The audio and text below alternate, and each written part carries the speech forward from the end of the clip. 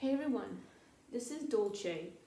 I just did a typology on my cats, and just to give you a little background, Dolce here is an ENTJ 8 wings 7. Now, her name means sweet. She is a sweet girl. She's very much an 8 gone to 2. Now, see, she doesn't like to be held like that. She wants to go run around. So a little bit about Dolce is that when we adopted her, her name was the Spanish version of Dolce. It was Dulce, and but we decided to change it to Dolce after the Fellini film La Dolce Vita. And Dolce is very sweet. Like I always call her, I go, my sweet girl, the sweet girl. But she is an 8. She has no clue about aesthetics. She will shit in an open litter, not the litter box, but in the box of like cardboard, like litter storage. She's shat in that. She will do whatever she wants. She sees something, she knocks it over. She doesn't care. Just now, I'm trying to hold her. She's like, I gotta go. But she is a very sweet, very loyal girl. She's very assertive, very loving. On her own terms. She does go to 2, and she's very giving, but she is an 8. And it took me a little bit to figure out what her type was. She is an 8 wings 7, very adventurous, little miss. Her name's Little Miss. Little mischievous. She's mischievous. Right now she's just looking. And I'll do another video on her sister, Kabiria, who's a 4, and Kabiria has her little sad eyes, and she's a 4 wing 3 because she's withdrawn and sweet, but she knows she's cute and she poses. Look at me, that's a 3. So anyway, that was Dolce. I can't hold her, and if you've noticed, if you ever watch my videos where I'm on the patio, Dolce is always climbing the fence or the wall. We had to put the wire up because she just, you know, you can't control her. She can't be controlled, but she's a very sweet, healthy 8 who, when I call her, she usually, oh, there she is, right here. See, I called her. There you go. Say hello, Dolce. See, there's Dolce. She's a pretty girl. Pretty girl. But she doesn't care about, yeah, she's clueless about aesthetics. She just knocks things over. I'll shit in that box. I don't care. Whatever. Doesn't matter. Anyway, I just thought I'd open this video with that, but wanted to discuss a little bit. I was corresponding with a writer friend of mine, and I wrote some things in email to him which I thought I would mention. Just make an interesting YouTube video. So,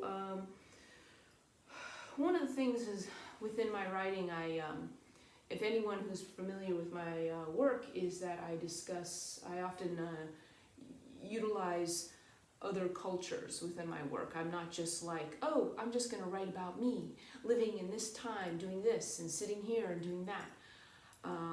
That I will imbue myself into other eras, other people, other cultures, other genders, because I take on a universal approach. Now, just to recap some things I wrote to a writer friend of mine, I wrote that when I think of writing, I don't think of myself as representing anything or any culture per se. It's just a story and a setting. My books do not represent Japan or its culture any more than any of my other works might. So it's just an idea and a setting. I go for the universal and what is beneath all of that. I try to break stereotypes, such as I have Japanese characters, it's set in the 60s, listening, to Elvis songs, not what you might think. I have a character in there who is Japanese. He doesn't like tea. Just as, you know, not every American wants to go to McDonald's and eat Pizza Hut. Not every New Yorker likes Italian food. I'm going to mention the films of Ceylon. I'm also I'm going to rewatch a lot of the films of Bresson, because Bresson is a huge influence on me, especially in the last novella I wrote, his Trial of Joan of Arc film. It's only about an hour and 5 minutes, 65-minute film, was a huge influence. How he distilled that down to just like this pointed, streamlined narrative. And that's what I did in my rendition, but it's very different. I didn't just want to do a retelling of Joan of Arc that has been done many times, because she is someone who has been done over and over. So I had to make it my own. One of the points, I just watched this Bresson film, and one of the cinema critics who's being interviewed said something like, you know you're dealing with great art when you can forget the intent, as in who created it, and instead you can focus on the story itself, so you forget who the artist is. And then I talk about my books are my books are my interpretation of another culture, but not necessarily the representation of that culture. So I don't feel that I don't feel that my own life stories even represent any one culture. Even my own. I grew up in South Florida, and I felt alone, sad, rejected. Yet ask any of my classmates and they will likely tell you how great their childhoods were. We all grew up near a beach, man. I wrote that. And I can recall, as a child, all I can recall was how during spring break, all the fat-ass, untanned northerners would flock the beaches and we could not go anywhere. So in other words, my representation of South Florida, of my childhood, represents my own. Ask any one of my classmates and they'll tell you something completely different. I don't represent any culture or any collective thing. I'm merely telling from my point of view. And that applies with my other books, whether I have an Indian character, a Pakistani character, a Japanese character, a Chinese character. I go for the universal. I am not representing anything collective. I am merely taking me and imbuing it into my interpretation. That's all it is. Okay, that's all it is. Then I talk about my moth in a laboratory poem. Those who know my work, I have a poem called Moth Lost in a Laboratory. I wrote it in about, 2001. I wrote it in 2001-ish. 2001, yeah. My moth in a laboratory poem is something I observed, yet had someone else seen it, such as one of my coworkers, it wouldn't have mattered. It would have gone overlooked. They wouldn't have noticed this. So in other words, again, my interpretation from what I saw.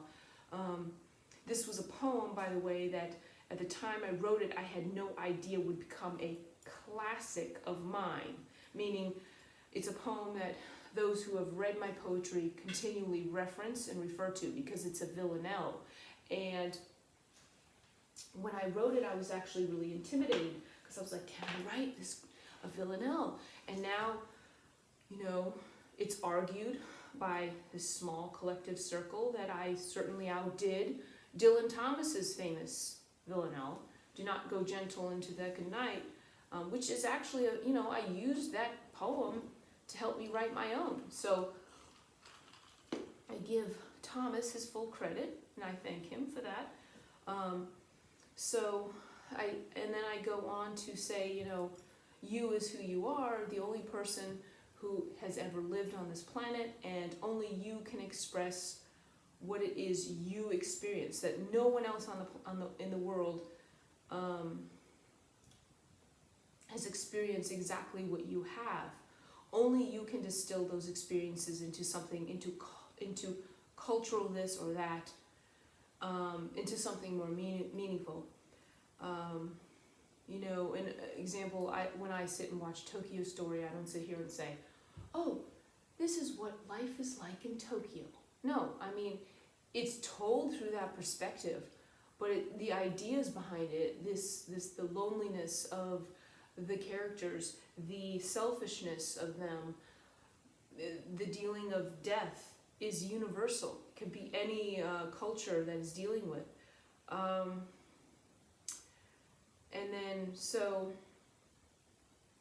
then I'm just thinking about the next literary project I have. I don't want to talk about it, it's too soon. I mentioned it in reference in passing, but I have to still think it over. I can't just blurt it out. So I don't know. Those are some ideas. A lot of people who watch my videos. I have two sets of people. I have people who really want the Enneagram, and then I have people who want me to talk more about my writing. So both sides I try to satisfy. I think the Enneagram gets me more topics, more hits, more people interested. But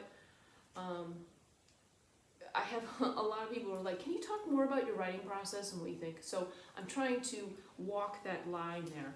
And I gotta say though, again with the Enneagram, is that I have found myself as a type 4 being very, very close to the 2 point, like so much so that, not that I doubted my type, I mean, I know what I am, but I was like, man, I was like reading over the 2 and the unhealthy 2, and I was like, this sounds like me. Because I've just been, I think with all this isolation and this separation, I have been craving just like quality human interaction. You go out, everyone's masked. You can't even see their faces. You don't hear a lot of small talk. And 4 is always like, I hate small talk. You know, we're always the first ones to bitch about it, but then it's taken away, and now you want what you can't have. And it just makes the world right now, it feels very sterile. And that's not a good feeling.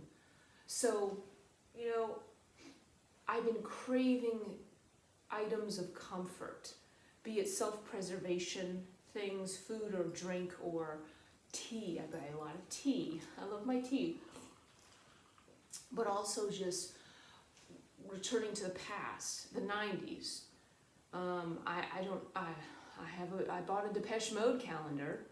I bought a pair of Doc Martens. I haven't worn Doc Martens since the 90s.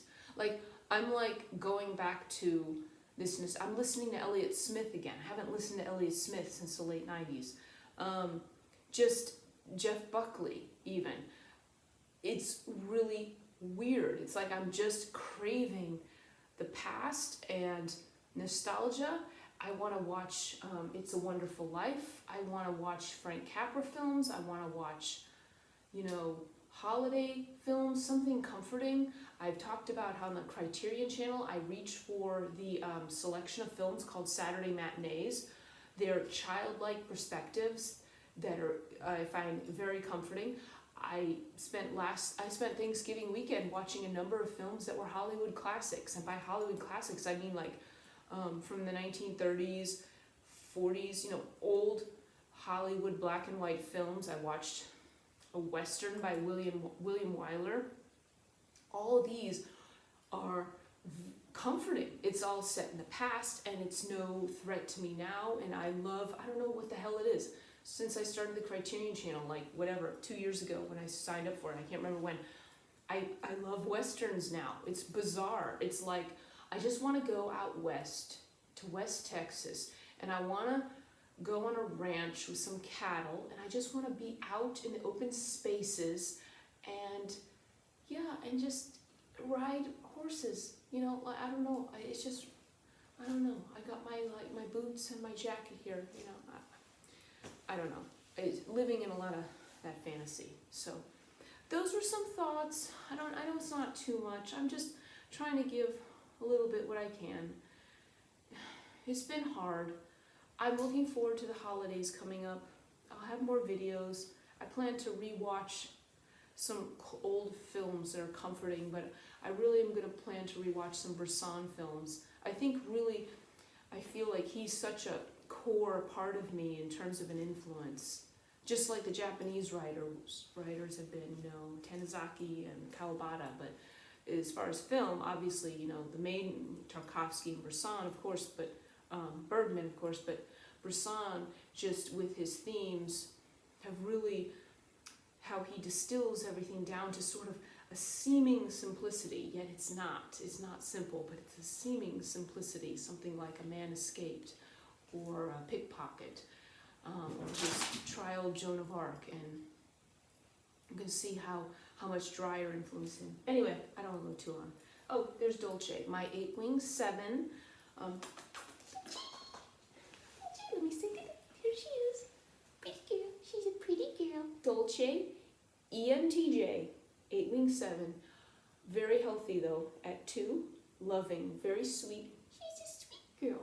She's very protective of me. That's one of the things, is that she is a very strong girl, and she's a mama's girl. It's like she knows when I'm sad, and she comforts me.